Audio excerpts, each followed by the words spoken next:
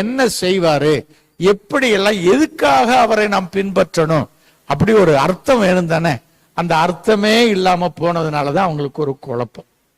இப்ப காற்றும் கடலும் பலமா இருக்கிறது, அவர் தூங்கி கொண்டிருக்கிறார்.